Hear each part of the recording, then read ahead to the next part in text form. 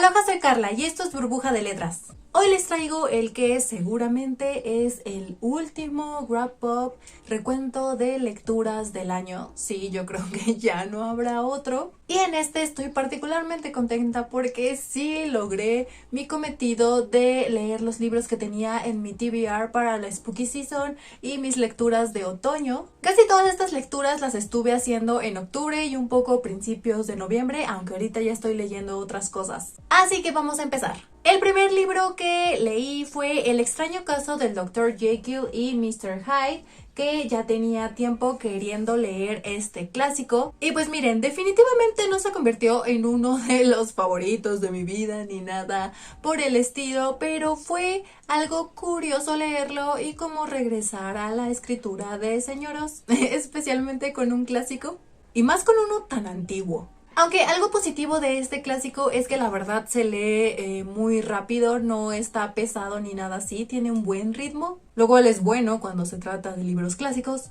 Y viéndolo bien, en realidad sí me da un poco de risa como cuál es la trama y de qué trata en sí el libro, porque prácticamente es de un señor abogado que es un chismoso y no tiene nada mejor que hacer en su vida porque su vida es muy aburrida y él es muy serio y no hace otra cosa. Entonces digamos que le pasa algo interesante que tiene que ver con el Dr. Jekyll y con Mr. Hyde, porque pues si no, miren, no hubiera ocurrido nada si a este señor no se hubiera dado cuenta de algo. Y este señorcito se llama Mr. Utterson, creo, el señor Utterson, pero bueno, yo no sabía en realidad que había como este intermediario, el señor Utterson, entre, digámoslo, toda la situación con Dr. Jekyll y Mr. Hyde. Pensé que era una historia que contaba ya sea el Doctor o Hyde, no sabía que existía este personaje, pensé que lo íbamos a vivir como en primera persona, pero pues no fue así. Y esta es una historia de señoros en todo su esplendor porque prácticamente se desarrolla en un mundo como de puro señor abogado y doctores. Casi que las mujeres no existen en el libro porque creo que solo hay una mujer que es una empleada doméstica y otra que es una niña por ahí. Pero como así una aparición esporádica, una y ya. Y el libro no está mal, pero creo que me hubiera parecido un poco más interesante si no hubiera tenido como tanto contexto ya de la historia, porque este es uno de los clásicos que se retoman en un montón de productos de la cultura popular, incluso en caricaturas, este desdoblamiento del Dr. Jekyll y Mr. Hyde, del bueno y el malo, una misma persona. Pero sí estuvo interesante como la explicación científica de cómo funcionaba el experimento, cuál era la ciencia detrás de eso y cómo funcionaba la poción. Y también me dio un poco de gracia como toda la motivación detrás de este experimento de separar toda tu parte como malvada de la buena. Y es que fue todo ese teatro porque el señor solo quería guardar las apariencias. Porque el señor quería seguir siendo un señor respetable ante la sociedad, aunque en la noche saliera a patear viejitas, casi literalmente. Que en realidad, si lo pensamos bien, pues es algo que ocurre mucho y ocurre todavía hasta la actualidad, sobre todo como en personas quizá que están en ciertos cargos de poder que no pueden ser percibidos como malos, tienen que guardar esa apariencia. Y claramente si pudieran tomar esa poción que tomó el Dr. Jekyll, lo harían. Porque no soportarían que no fueran respetados, aunque en realidad sean un asco de personas. Y pues esto es justamente de los puntos más interesantes de este clásico, ¿no? Que hasta la actualidad sabemos que hay gente que tomaría esa poción. El siguiente libro era una de mis lecturas más esperadas y es la poesía reunida de Amparo Dávila, que está muy bonito también sin la cubierta, miren. Así se ve por abajo. Así se ve por dentro. Está muy linda esta edición. Yo digamos que ya sabía que me iba a gustar, aunque sea en su mayoría, porque lo había empezado hace, yo creo que ya casi 2 años, cuando todavía tenía Bookmate, sí, yo creo que ya 2 años. Y había empezado a leerlo, pero ya después se me acabó mi suscripción y ya no la renové. Y los primeros poemas que leí en esa edición digital, yo recuerdo que me habían gustado muchísimo. Y también sabía que me iba a gustar porque a Julieta Venegas no le gustó. Es que me da risa porque ya van varias veces que a veces busco libros. Me pasó con los cuentos de Amparo Dávila y no me acuerdo con qué otro. Que busco así como reseñas en Goodreads. de libros que pienso que me van a gustar o de libros que ya leí y me gustaron, y está la reseña de Julieta Venegas y casi siempre a ella no le gustaron. Y no fue un libro de 5 estrellas, pero sí tiene poemas que se quedaron conmigo y que me encantaron. Incluso hice un pequeño video en TikTok con varios fragmentos o poemas que me gustaron muchísimo. Y también quise compartirlo por ahí porque sé que mucha gente solo sabe que existen los cuentos y no ha leído la poesía. Y pues también tiene unos poemas bien oscuros y desgarradores, Amparo. Y pues sí, estos son poemas tristes, nostálgicos. Hay mucha temática sobre la soledad, especialmente sobre el sentirse, ese sentimiento de soledad, pero en la noche, como que sí explora esto de por qué se agrava o cómo se siente esto durante la noche, cómo aumenta la soledad. Habla de este sentimiento como una soledad muy grande, pesada, dolorosa, como estar en la noche sola, siempre a la expectativa, en este caso a veces como esperando que llegue alguien. Y pues por lo mismo también estás solo en la noche y te pones a pensar, entonces salen estos como pensamientos sobre angustia, muerte, desilusiones, y también pues como estás en la noche y no puedes dormir, también está esto mucho del insomnio. Y pues en esto también como en el estar despierto en la noche a la espera, pues también hay como cierta conciencia de tu cuerpo, entonces también hay como algunas imágenes de corporalidad. También hay varias imágenes de naturaleza, sobre todo de el agua, hay bastantes, pero no digamos el agua como algo muy vivo, por así decirlo, porque por ejemplo hay imágenes que nos retornan a la playa, pero habla como de una playa fría, una playa muerta, oscura. Entonces, pues sí, básicamente casi toda esta antología es como transmitir este sentimiento de soledad en la noche, con oscuridad y silencio, y todas las emociones que eso puede desencadenar. En este, aunque el libro se ve pequeño, en realidad son 4 compilaciones diferentes de poemas que publicó a lo largo del tiempo. Y el de la recta final no me gustó tanto. Creo que se llama El cuerpo y la noche o algo así. Y no es que los poemas estén mal, sino que me parecieron un poco repetitivos como en cuanto a temática e imágenes, como que eran demasiado constantes las mismas imágenes. Entonces por eso me gustaron más los del principio, aunque los del final también están buenos. El siguiente libro que leí es Agujero, de la escritora japonesa Hiroko Oyamada, que les había mencionado que no sabía bien si era como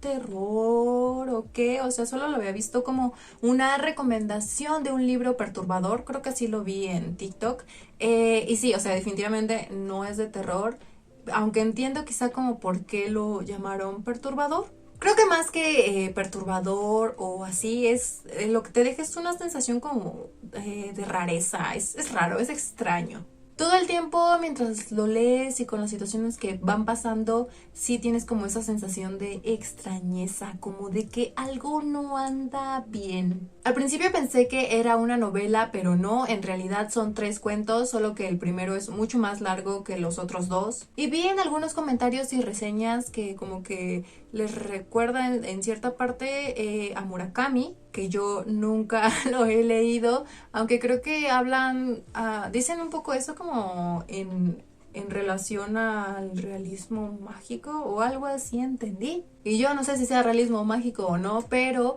a mí lo que me pareció fue más como tipo weird fiction, literatura extraña, literatura de lo extraño, en el que como que se enrarecen ciertos aspectos de la realidad que nosotros vemos muy comunes, pero todo con un propósito como de cuestionar justamente estos paradigmas y estas categorías con las que vemos la realidad y con las que nos guiamos en el mundo.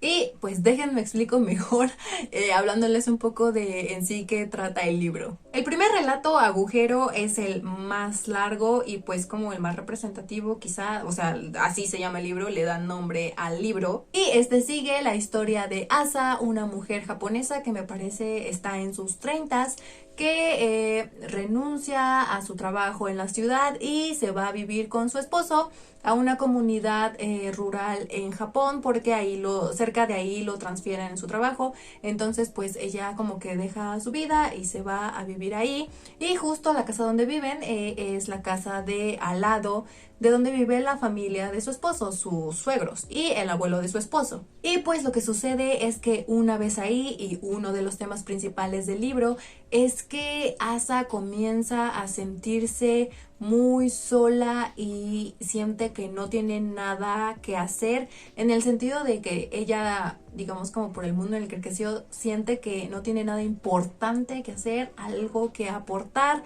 porque pues sí, ella está haciendo las labores del hogar, pero pues no hace nada más, y lo cual a ella la hace sentir como sin propósito, porque no tiene hobbies, no es cercana a nadie, no tampoco es cercana a la familia de su esposo, prácticamente son como desconocidos, entonces ella queda como totalmente aislada. Siente un gran hastío y hay una monotonía enorme en su vida. Y de ahí quizá venga esta metáfora como del agujero, porque pues el cuento se llama así porque ella, les digo, pasa todo esto, llega a esta zona rural y un día que va en un paseo cae en un agujero del que por un momento no puede salir, porque es un agujero que le llega casi así a la cabeza. Entonces, digamos, está esta metáfora del sentirse ella en un agujero sin poder hacer nada. Y todo ese tiempo libre que tiene y el cambio total de ambiente en su vida hace que comience a percibir la realidad de manera diferente, porque hay cosas en las que pues antes estaba ocupada en su trabajo, no tenía tanto tiempo libre, pues que nunca notó, no se dio cuenta. Incluso hay una parte que dice algo así como que otro personaje le dice que las cosas siempre han sido así, solo que ella antes no las veía así, y que de hecho hay cosas que todavía no ve, de las que todavía no se da cuenta. Y pues entre estas cosas que empieza a notar son justamente una criatura extraña que es entre mapache, perro, tlacuache, no es nada de eso en sí, que es la que la guía al agujero donde cae. Ve también, por ejemplo, a una vecina algo extraña, que parece siempre traer la misma ropa, y creo que tiene igual a un hijo pequeño que también está extraño. Y otra cosa que se da cuenta es que al parecer tiene un familiar del que ella no sabía la existencia. Pero todos estos personajes en realidad son como medio fantasmales, por así decirlo. No que den miedo ni nada así, pero sí, o sea, como que sus presencias no estás seguro de que en realidad estén ahí o por qué solo, digamos, han convivido con ella. Entonces son de dudosa existencia. Pero a veces el estar con ellos y sus interacciones se sienten más reales que lo que ella interactúa, las pocas veces que interactúa con su esposo o con su suegra. O con el abuelo de su esposo, que también es un personaje medio creepy. Todos estos aspectos que les digo enrarecen la historia. Y aquí, justamente como les decía al inicio de la Weird Fiction, me parece que todos estos aspectos que se hacen extraños, aunque en realidad sean como cosas comunes, simplemente es ella yéndose a vivir a una zona rural y se queda sola todo el día, no hay nada sobrenatural. Pero lo que se cuestiona tiene que ver con las ideas que tenemos sobre el matrimonio y la familia y la organización familiar, y el hecho de que sea muy normal que ella se quede en su casa todo el día sola, y que ella sea la que renuncie a su vida como la conocía, y que de cierta manera como que pierda propósito. Tanto así que se sienta muy desconectada de la realidad. Y que a la vez se sienta culpable porque ella está haciendo las labores del hogar, o sea, está haciendo algo, pero la hacen sentir como si eso no fuera suficiente. Y de hecho también hay como varios comentarios en torno a la familia. Se menciona que es como un sistema que sacrifica la voluntad individual, así lo dicen, como en el sentido de que una vez que, no sé, te casas con alguien o así, a veces tienes que hacer muchas cosas que no harías en otro escenario, simplemente porque terminaste emparentado con esa gente. Y pues menciona esto, que es como si una corriente te arrastrara, porque no lo detienes, o sea, simplemente fluyes en ese rumbo. Y también no solo como el casarse, sino también el tener descendencia por tenerla, como cuál es el sentido, también hay un cuestionamiento sobre eso. Entonces, pues este es el cuento principal, es el que a mí más me gustó, pero también tenemos otros dos pequeños cuentos después de este, en donde justamente también se tratan asuntos familiares y también los protagonistas son pues matrimonios de personas jóvenes. Ah, y algo que me faltó mencionar es que justamente también en todo este estado de soledad, pues además de cuestionarse también como el matrimonio y la familia, también llega como a cuestionarse cosas sobre la maternidad, como que el quizá preguntarse si la maternidad es una solución a su soledad o para no estar sola y también para tener algo que hacer, o sea, a ese grado. Y también algo que tienen en común los tres cuentos es la presencia como de animales. En el primer cuento pues está esta criatura extraña que no sabemos qué es. En el segundo cuento están unas comadrejas y en el tercer cuento peces. Que digamos son como criaturas que invaden de alguna forma la vida de estos personajes y que representan como cosas que les incomodan en su vida. Y también vi que muchos comentaban que les parecía que es una narración como muy sensorial y sí lo es porque en realidad hay como muchas imágenes, sobre todo recuerdo como imágenes auditivas de muchos sonidos de la zona rural donde vive, pero también como descripción de ambientes para llevarte ese ambiente súper caluroso, sofocante, lleno de insectos, de olores a naturaleza, ya sea olores lindos de flores, pero también olores putrefactos. Pero sobre todo lo que yo noté es que hay un montón de comida. Muchas referencias a platillos, a comida, a cómo se hacen, la textura, al masticarlos, ese tipo de cosas son muy específicas. Y pues sí, como les digo, el primer cuento fue mi favorito, creo que fue como el más extraño e intrigante, no sabía a dónde demonios iba a terminar eso, y de hecho creo que terminó un poco como de repente y de tajo, pero bueno, esa era la intención del cuento, y fue como terminó tan de repente y luego empecé el otro, de hecho ni siquiera de repente me di cuenta cuando empecé el otro. eh, Fue un poco como que así cortó de tajo el ritmo que llevaba y pues los otros cuentos sí tienen pues otros personajes y un ritmo un poco diferente, como en otro ambiente y enfocado un poco en otra temática, aunque siempre con esto de los matrimonios y las familias. Pero bueno, sí, me parecieron como textos. Son textos bastante sencillos, se leen muy rápidos, pero pues en esa sencillez hay como ciertos temas que se pueden tratar a profundidad. El siguiente libro que leí fue Siete habitaciones a oscuras de varios autores y autoras mexicanas y pues estos son cuentos de terror infantil, pero no subestimen al terror infantil. No porque digamos que piense que también da miedo o también nos puede asustar, porque en realidad el terror en la literatura infantil o no, pues muchas veces no asusta como tal. O bueno, por ejemplo, a mí es difícil que me asuste como con algo que estoy leyendo, es más fácil que me asuste con una película, por ejemplo, algo visual. Más bien me refiero como que no lo subestimen en cuanto a las temáticas que puede tratar el terror infantil. Porque, por ejemplo, en este libro se habla de muerte, de problemas de salud mental, trauma, suicidio, o sea, son temas fuertes que están ahí y que también se pueden hablar y tratar con las infancias. Y pues estos cuentos todos tienen aspectos interesantes, pero de los que más me gustaron fueron el primero de Antonio Malpica, que se llama Abaddon Tenebrae, creo que trata como de un videojuego maldito que encuentran unos niños y que pues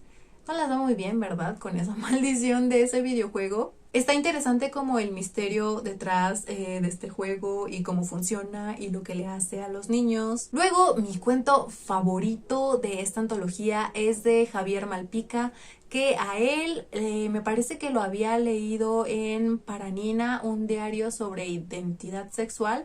Creo que sí se llama así, que es un libro sobre una... No, creo que no me acuerdo si era niña o adolescente trans. Creo que era adolescente.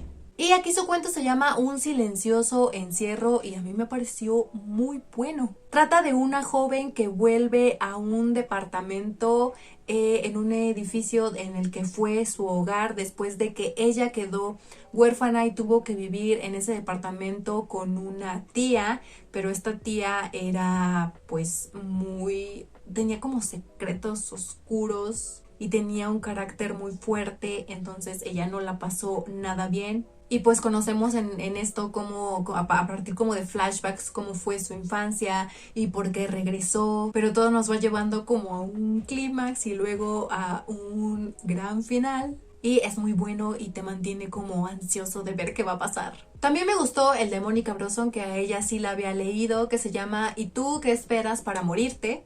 Este creo que lo narra un niño y la voz infantil está muy bien creada, de verdad te crees que es un niño. Y pues este niño tiene que ir a vivirse a la casa de pues los jefes de su mamá porque ella es una cuidadora de un anciano. Entonces está la señora y su padre que está enfermo, que es el que cuida a la mamá. Ay no, ya se nos metió el sol. Pero bueno, al niño esa gente le da desconfianza, no tiene para nada buena espina sobre estar ahí con ellos y pues no quiere estar ahí, pero pues no le queda de otra para sobrevivir económicamente y pues el cuento también tiene un final bueno. Luego están las posibilidades del azul de Ana Romero, que a ella también ya la había leído en El fantasma de la casa del lago, creo que... No me gustó tanto como el final del libro, pero el libro no recuerdo que fuera malo. Y este creo que es el más fuerte en cuanto a temáticas. El más fuerte y el más triste. Y por eso mismo siento que el cuento tiene como una vibra muy desesperanzadora. Trata de un niño que no se dice como tal la enfermedad, pero quizá de entender que es asma porque menciona que es una enfermedad que lo pone azul porque no puede respirar. Y pues está él en su casa donde está conviviendo con un primo que es un adolescente que acaba de regresar de estar internado en un hospital, probablemente por algún problema de salud mental. Y pues ambos descubren que hay unas criaturas extrañas en el jardín de su casa. Y pues todo lo feo, triste viene cuando tratan de combatirlas. Entonces sí, ese está triste. También el que sigue, que también me gustó, igual está un poco triste al final, que se llama Muchas moscas, muchas. Y este trata de un albañil que está construyendo un muro para separar la casa de la señora que lo contrató, de la casa de sus vecinos, pero también en general de sus vecinos, de la casa porque la casa es un lugar súper sucio y el patio está todo lleno de basura, así describe un lugar súper sucio, y de sus vecinos porque sus vecinos los describe así como muy mala gente, muy groseros, entonces ella está construyendo ahí su muro para separarse. Y pues mientras el albañil construye este muro, se encuentra sí con el vecino, pero también con un niño medio fantasmal.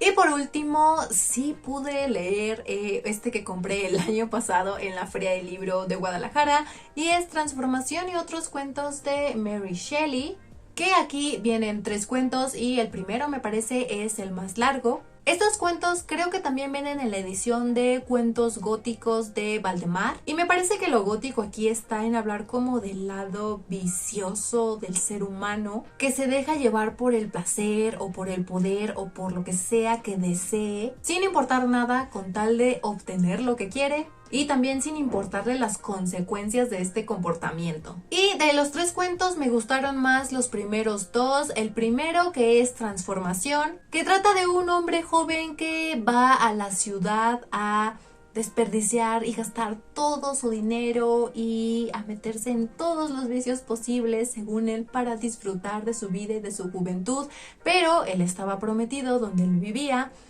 con una joven. Entonces cuando regresa a casarse con esa joven, pues le niegan, ya no la dejan casarse con él porque pues él ya perdió toda su fortuna y además es un vicioso. Y pues él se encuentra en esta situación desesperada en la que no sabe qué hacer y se encuentra a una criatura fea que le ofrece un trato muy tentador que implica cambiarle de cuerpo por unos momentos, transformarse en él para a cambio de que él pueda obtener todo lo que él quiera. Y pues obviamente el protagonista no es agradable, pero Mary Shelley representa muy bien como todo este egocentrismo en él. El segundo relato, que se llama El Mortal Inmortal, trata de un joven que es ayudante de un alquimista muy famoso y un día él quiere juntar dinero para casarse con su amada porque él es pobre y un día ayudando al alquimista tiene un accidente en el cual toma una poción que al parecer le puede dar inmortalidad. Y pues así vemos cómo es el transcurso de toda su vida como una persona inmortal y pues de este aspecto de qué se siente o qué pasa cuando vives tantos años. El tercer cuento, que es Mal de Ojo, siento que es el más diferente como en cuanto a tono. Parece ahí como una mini aventura con un antihéroe y peleas entre ciertos grupos. Pensé que por llamarse Mal de Ojo sería como de una cuestión como de brujería quizá o algo así, pero no. Mal de Ojo así le dicen al protagonista, digamos, del cuento o a uno de los protagonistas como porque creen que trae mala suerte. Y fue interesante leer a Shelley en relatos, aunque honestamente esperaba algo diferente, como más oscuro, por así decirlo. Pero me parece que a su manera habló de temas que a ella le interesaban y sigue, por ejemplo, algunas temáticas de Frankenstein como la maldad, su origen, algunas cosas como de experimentación, de los límites de estos experimentos humanos y también de sus consecuencias, por ejemplo. Y pues esto fue todo por el video de hoy. Estos son los libros que leí en otoño y en la Spooky Season. Díganme en los comentarios si ustedes ya leyeron alguno de estos libros, si les gustaron o no, qué pensaron, si más o menos compartimos opiniones. Denle like si les gustó y suscríbanse a mi canal si todavía no lo han hecho. Yo soy Carla y nos vemos en la siguiente Burbuja de Letras.